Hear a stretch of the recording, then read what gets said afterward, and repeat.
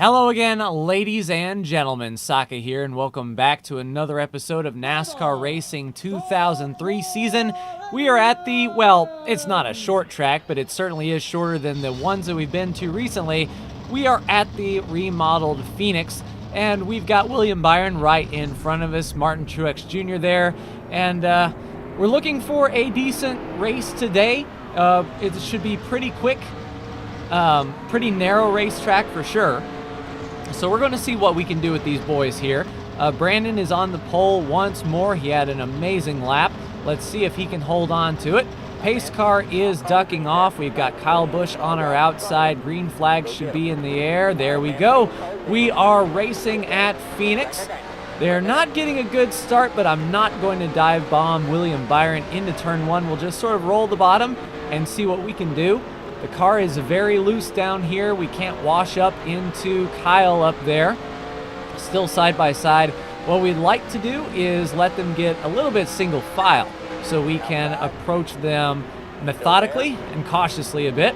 The car wiggled just a little bit there. I think our left sides touched that apron right below the dotted white line, and that de-wedges the car, gets the car going sideways. If you're having a tight race car, then putting your left sides on that apron might be good to free it up. But we're making some good, well, I would say good progress, but Kyle Busch is sort of stalled there in the outside lane. Let's look to the inside, see if we can get around Byron. But indeed, a rolling roadblock in front of us. They're going to have to figure their lives out here. Losing time. You can tell Brandon has gotten away, then Joey Logano has gotten away from the pack as well, and I'm sort of stuck here on the bottom looking to the inside around Byron. Let's see if we can get a nose in there. Does he give us the room? He kind of does. We can keep our nose right there and try to get the power down. Now Kyle will have that momentum on the outside lane, and once again stuck behind the rolling roadblock. I know I am much faster than these guys, but it's just minding your manners until you can get through. Hopefully Kyle can clear William Byron here on the outside, and we can get back single file, and I can take them one at a time, and indeed he does. So now let's see if we can get up front here. We'll work under the 24. The car slipped up there really badly. Ooh, we didn't clip the wall, but that would have been catastrophic if we did. We need to watch our exit. We need to carry as much speed as we can. If we need to rough up William Byron, we shall, but looks like we can get a nose under him here on his inside. Let's see if we can get the power off. He gets the power. We should be able to get him inside turn one, though. A little late braking there and under William Byron. We don't want to slide up, however. Looks like Kyle is picking his battles behind Alex Bowman and Kevin Harvick there.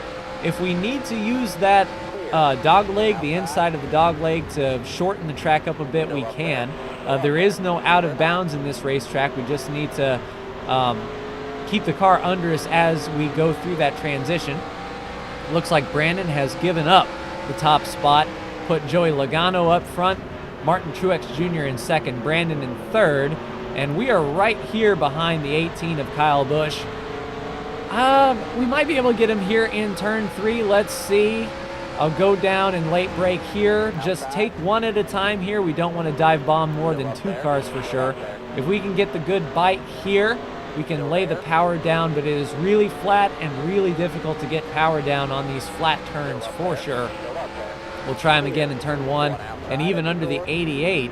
Now maybe Alex Bowman can slow up Kyle just a bit here on the outside lane. We can get Kyle past for sure. The 88 is another story. We'll see if we can get past the 88 and work on the 4. Oh, a little bump there. Looks like Kyle was not too happy with us. Holy crap. So a little aggressive. There we go. Oh, I thought we were going to clear him. We did not clear Alex Bowman. He is right there, scrubbing off our speed, making us use our tires a bit. We're in the top 5, though. Setting sights on Kevin here, and we should be clear. So now let's work on the master of Phoenix himself, Kevin Harvick. See if we have anything for him. We can get down to the inside. The car wanted to snap out right there. A little bit of right-hand wheel to keep the car under us, and let's see if we can power through. Still under Kevin here. We got to give him some room up top. He's still there. And we should get him going into this turn. There we go. We've cleared him. We're in 4th, and let's set sail and see if we can reel in some of these drivers up front. Now, there was 28 laps of fuel in this 32-lap race, and I'm thinking, depending on how the tire wear goes and how much time we lose on old tires, we may not pit at all. A little cheeky no pit might be good. Starting lap 10 now. We'll be 1/3 of the way through the race. Oh, Jesus, car is loose. So I overdrove turn 1 just a bit, looking in my mirror to see if Kevin was peaking, and he is minding his business here. The question is, are we going to reel in the 78 of Martin Truex Jr. in front of us? It looks like Alex Bowman is right behind us, really pushing hard. So we can really just ride here, see what the pit strategy does for us, see if we can stay out, and if this car really starts to fall off, then pitting for a splash may be good. But then again, the amount of fuel that we need to finish the race isn't enough to change right side tires. So it's going to be a question of, do we want to risk putting tires on for some side bite, or do we just stay out? We'll have to keep an eye on that as the race continues on. Crossing the line to lap 12 here. And I think we might be reeling in the 22 just a little bit. It looks like Martin Truex Jr. has passed Joey Logano, and now Logano is our target in 3rd for a top 3 finish. Much better than what I thought we would be doing based on how we qualified. It looks like the AI is really struggling with that tire wear. So far, so good. I mean, the car is just a little bit snappy, but not bad. We were 2.3 that last time. We didn't really gain on Joey Logano then, so let's just ride out here. As long as we can stay within striking distance of the leader, if we don't pit, that may work in our favor. Also keeping an eye out for any potential cautions that may come out. We've been fortunate this year that in Daytona and Atlanta, and even Vegas, there were no cautions, no cars. There were a few DNFs, but none due to crash damage. But this being a narrow track with 1 groove, maybe 1.5, these drivers should root and gouge each other, trying to get into that good spot. We're losing a little bit of time to Logano now, and we're not leaving Kevin Harvick, which is expected here at Phoenix to have Kevin Harvick in the mix for sure. Crossing the line now. If we wanted to do a halfway pit stop, drivers may consider that. We'll just have to see what everyone else does. If the caution were to come out now, we would pit, of course, and we could probably take 4 tires based on our tire wear, or we could try to do just a right side tire change, make up some track position here. And I'm really not reeling in Logano, which is, I'm not losing him either, though. That's a good thing. We've sort of settled in here in 4th based on how fast we're running. I'm sure pit stops will play a factor, maybe even lap traffic here. If my eyes didn't deceive me, I think we have some lappers coming up. Yeah, my eyes deceived me. That's all it was. I thought there were some lappers mixed in there, but still too early, I think, for lap traffic. Now, when pit stops begin, I'm sure there's going to be some lap traffic involved for sure. Let's come off the corner and see our interval now. We were at 3 seconds last lap. We got into them a little bit. We ate up a couple tenths. So as long as we keep doing that, we will chip away. We are well past the halfway mark of the race, so it doesn't look like the AI is going to do the middle pit. And we are 1 lap away from going the distance. So for the next few laps, what I'm going to do is really let off early and get into the gas late. See if I can reel in this lap. Basically save a mile's worth of fuel is all we have to do. So I'm thinking at this point, if the race looks like it's going to stay green, I am definitely going to stay out and not come to pit road. We'll make up a lot of time here. We just really have to back up these corners a bit. We have to roll much longer than we normally do, and we have to get into the gas much later. And if we do that over the next 10 to 15 laps, I am sure we could squeeze 1 by. All right, indeed, it does look like lap traffic is going to be a thing. We're almost broken even on the fuel, 14 and 14. So just a little bit more conservative driving here. And with the lap traffic, we really don't have to push so hard. If Joey is getting caught up in traffic or the leaders are getting caught up in traffic, I still think we're faster in fuel conservation mode than these lap cars are at full speed, assuming they aren't saving as well. Oh, there's someone in the wall. Looks like Truex and Brandon. But no yellow has came out. Fascinating indeed. So, oof. Our teammate involved in an incident there. We stayed green on the racetrack. That's going to be good for me. We made up a couple spots here, so really all that's left is Joey Logano. I need to get past these lap cars quickly around the 92 of Brennan Gaughan and the 32 of Matt Di Benedetto. And we have clawed back that lap that we need for fuel. And we're catching Joey. He doesn't seem like he is trying to make a move, possibly stuck behind a rolling roadblock. So indeed, we can stay in fuel conservation mode, just make double sure that we are going to finish the race with this fuel and even save the tires a bit.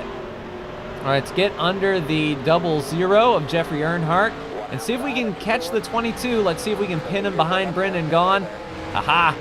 Behind the 62 of Brendan Gaughan.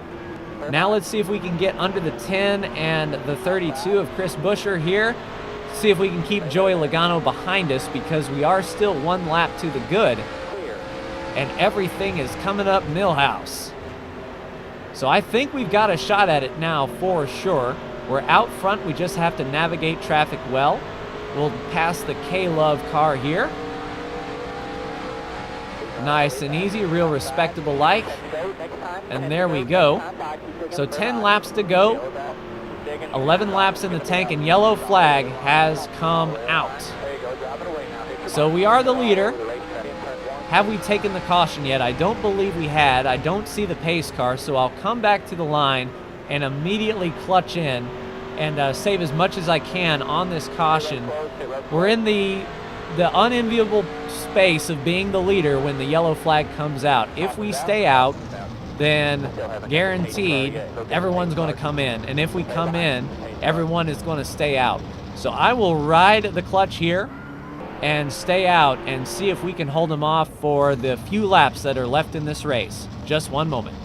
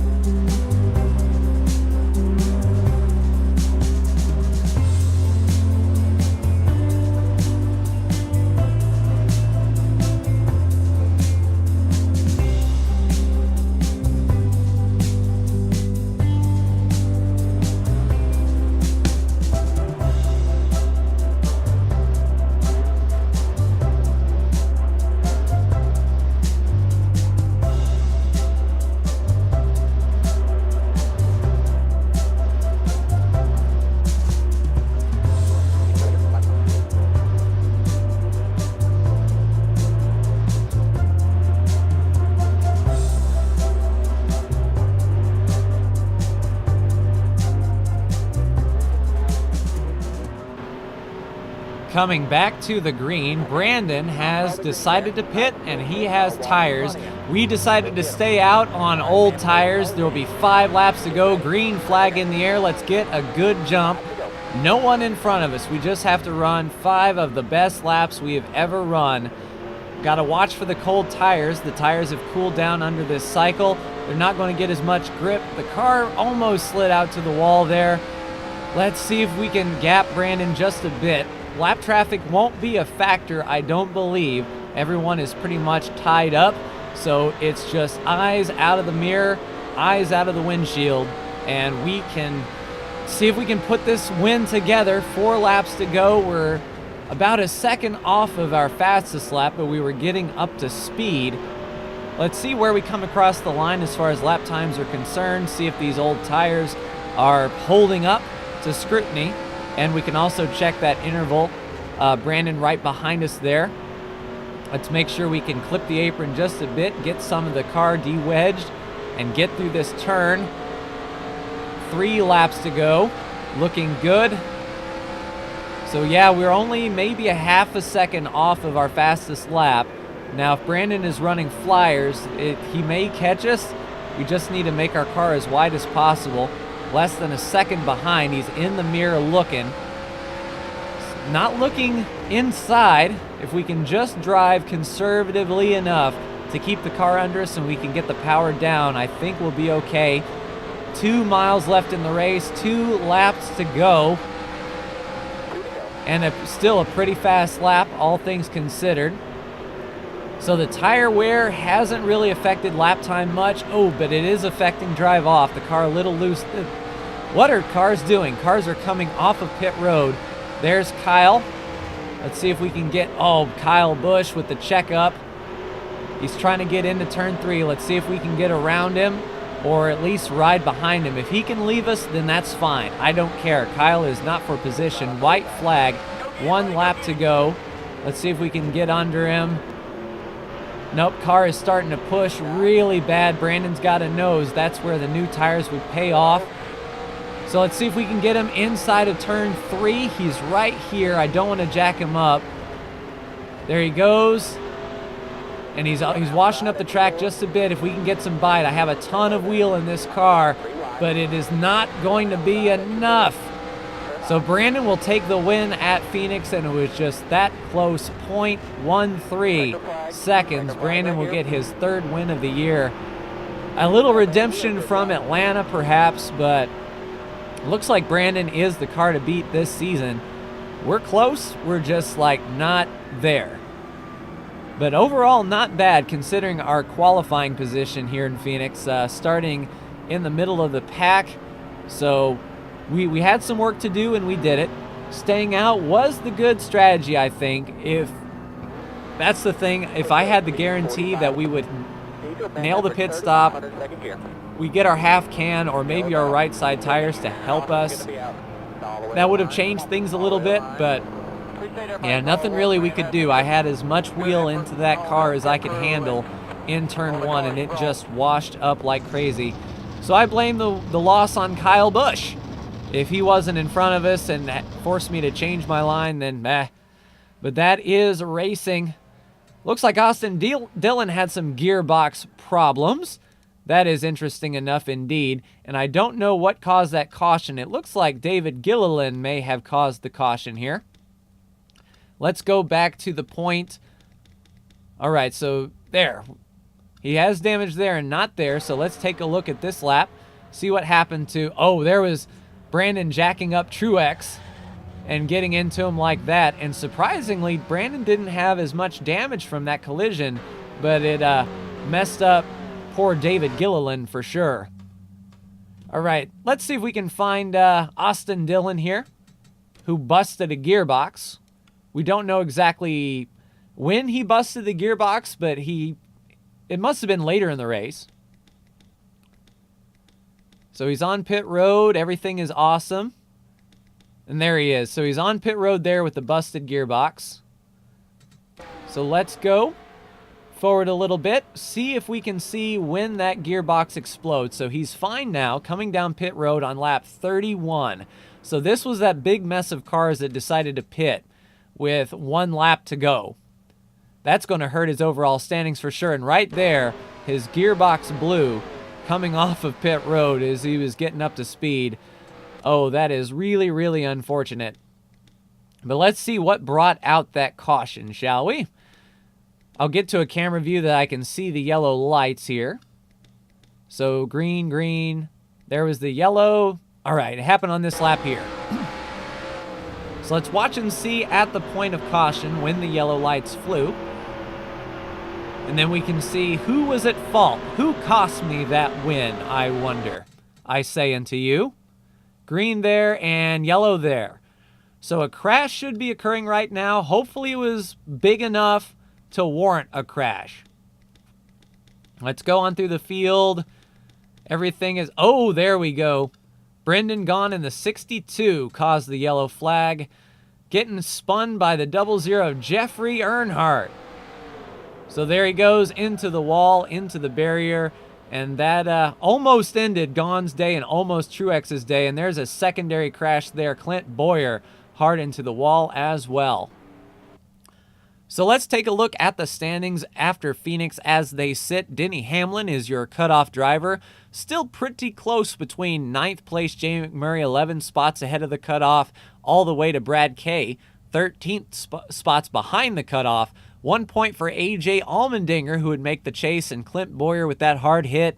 He is on the outside looking in. But that's going to do it for me in this episode of NASCAR Racing 2003 season. Ladies and gentlemen, like, share, and subscribe if you are so bold. Thank you so much for tuning in, and I will see you next week at California when we complete the West Coast swing. Take care.